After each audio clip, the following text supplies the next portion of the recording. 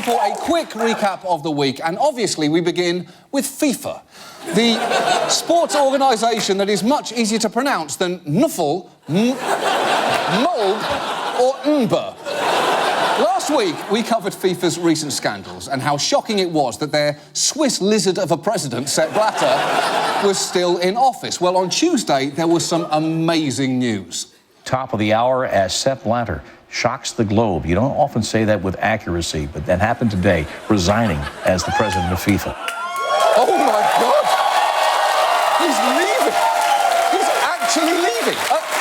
I feel like a Greenpeace volunteer who successfully got someone's attention. I didn't think this would happen, and now I don't know what to do. Now, if you watched us last week, you'll know that I may have some personal Bud Light Lime-related consequences due to this. We will deal with that later in the show. But for now, let's just focus on the story, because the timing of Blatter's announcement was notable for two reasons. First, it was only 4 days after being re-elected president.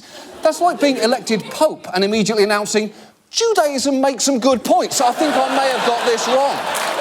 And secondly, Blatter stepped down just days before the US release of United Passions, a suspiciously glowing movie history of FIFA.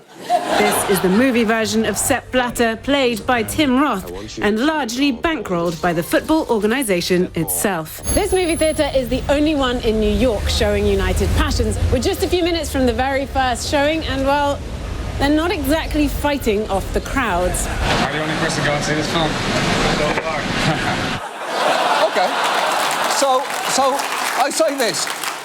To the one person in New York who has been looking for a large private room in which to masturbate to images of Tim Roth, it would appear you are finally in luck. Thank you for your patience.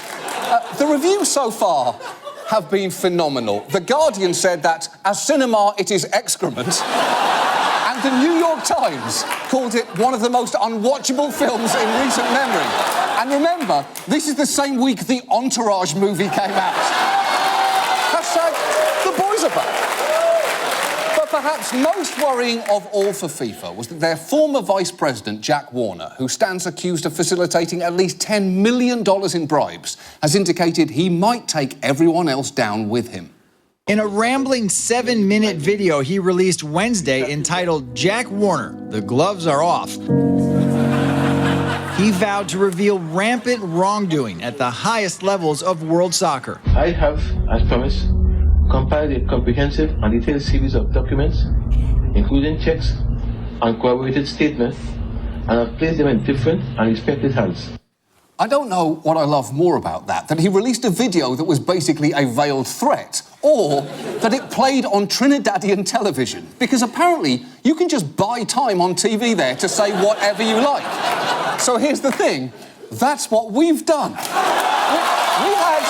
had more to say to Jack Warner than we have room for here. So we bought 5 minutes of airtime on Trinidad's TV6 at 9:01 p.m. on Tuesday. We will be preempting the first 5 minutes of, and this is true, Mike and Molly. And we'll be doing it with John Oliver, the Mittens of Disapproval are on it. So fly to Trinidad on Tuesday if you want to see that. And for now,